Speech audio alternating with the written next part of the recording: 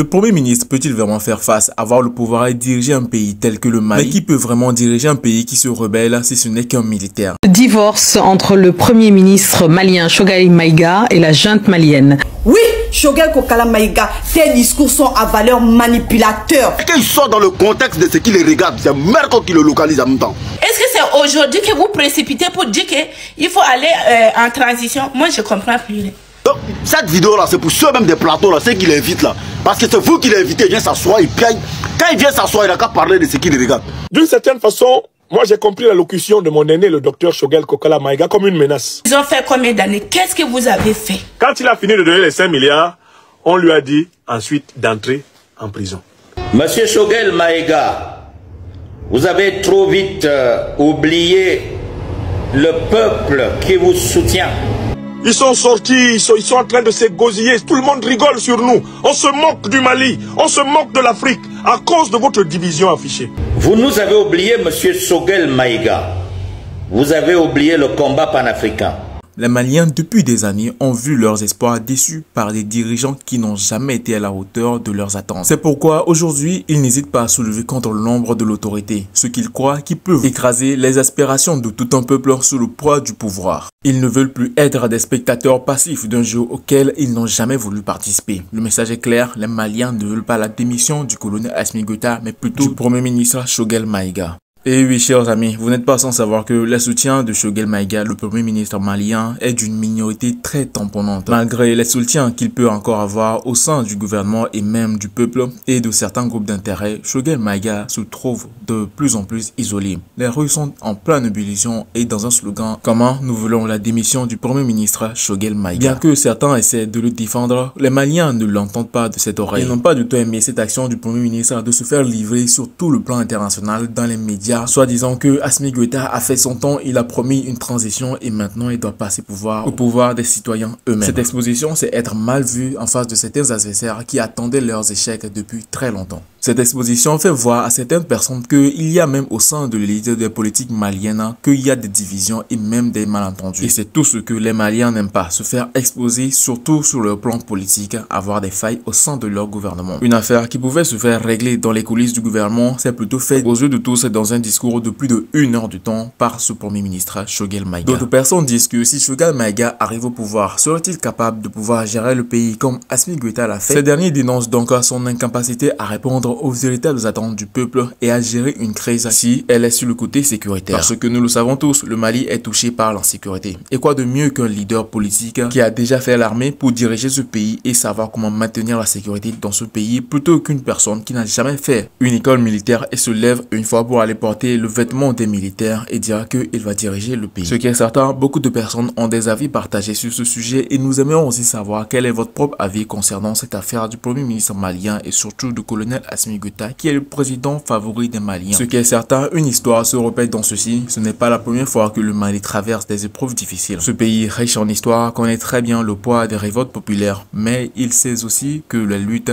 ont toujours été une source de renouveau. Le peuple malien a montré par le passé qu'il pouvait résister à l'oppression, qu'il pouvait se battre pour sa liberté et ce n'est pas aujourd'hui qu'il renoncera. L'histoire du Mali ressemble à beaucoup d'autres pays et inspire encore et inspirera toujours d'autres pays. Elle est marquée par des moments de douleur mais aussi des grandes résiliences et des moments de joie. Et aujourd'hui, ce peuple est à un tournant décisif de Oui, Choguel Maïga, il dit tout ce qu'il demande, c'est une discussion sur la fin de la transition. Et quand les militaires faisaient coup d'état, c'est avec lui qu'ils ont discuté. Est-ce que quand les militaires devaient faire coup d'état là, ils ont discuté avec Choguel Maïga? Choguel Maïga était dans l'autre camp. Bravo aux militaires qu'ils aient réussi à le convaincre à travailler avec eux. Alors moi j'ai fait mon coup d'état, j'ai mon plan et aujourd'hui tu veux tenir des propos qui arrangent mes ennemis. Et je dois discuter avec toi. Là, c'est pas avec lui qu'il faut discuter. Là, il faut, je ne sais pas, il faut convoquer quoi? Une conférence nationale, puisqu'il y a déjà des assises nationales. Il veut qu'on discute de quoi? Qu'on a reporté les élections. Mais s'il veut être président, c'est son droit. Et puis, il est apprécié, il est aimé.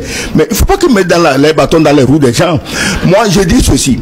Tant qu'il y aura un seul terroriste dans la savane malienne, dans la savane burkinabé, dans la savane nigérienne, je ne veux même pas qu'on parle d'élection. Parce que ces conneries, soi-disant élections démocratiques, inventées depuis 1991 pour émasculer les pouvoirs en Afrique, si nous continuons aujourd'hui, 30 ans de galère après, à en parler comme si c'était une nécessité vitale, cette histoire d'élection, c'est que nous n'avons rien compris.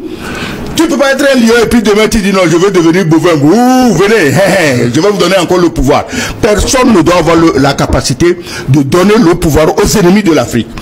Choguel Maïga est un héros aussi, il a lutté, nous l'apprécions beaucoup et nous souhaitons qu'il continue dans cette lancée. J'ai été heureux d'apprendre la dernière fois quand il disait que non, lui ne veut pas que des gens sortent pour faire du désordre, manifester en son nom. Lui n'a mandaté personne de créer du désordre dans son nom. Il doit rester infidèle parmi les fidèles de Assimi Goïta. Il n'a même pas le choix. Oui, mais... Moi, je crois que nous, en tant qu'Africains, on doit faire extrêmement attention pour ne pas confondre nos ambitions personnelles et nos humeurs personnelles aux intérêts de tout un pays. Mais Choguel Maïga parle des élections. Et je suis heureux qu'il ait dit que ça fait au moins 50 ans qu'il est dans la politique. Vous êtes dans la politique depuis 50 ans, mais ça n'a pas empêché que des terroristes payés de l'extérieur viennent prendre plus de la moitié de votre pays. Ça n'a pas empêché que les gens sillonnent la savane pour égorger vos populations.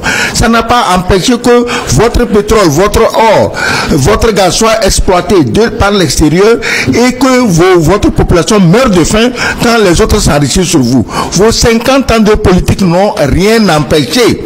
La nouvelle donne, on la doit aujourd'hui à Assimi Goïta. Et ce gars, il est intouchable. Choguel Maïga veut le pouvoir, la population refuse.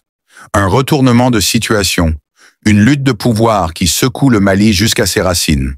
Choguel Maïga, un des hommes les plus influents de la scène politique, semble tout miser sur sa montée en puissance.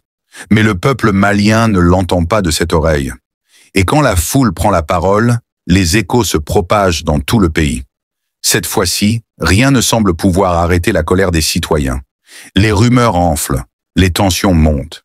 Les premières manifestations éclatent, rendant visibles des fissures dans le système politique malien. Les banderoles dans les rues ne parlent que d'une seule chose, le rejet total de Maïga. Le pays, qui a connu ces périodes de soulèvement, voit aujourd'hui une vague de mécontentement grandissante. Le message est clair. La population refuse que ce jeu de pouvoir continue. Le discours d'un homme, une nation qui gronde. Choguel Maïga, jusque-là connu pour son influence, devient le visage de la division. Ses appels à l'unité nationale, à un Mali plus fort, résonnent comme une tentative désespérée de séduire le peuple. Mais dans la rue, on n'entend plus que des chants de révolte. Le peuple malien, souverain, a pris une décision.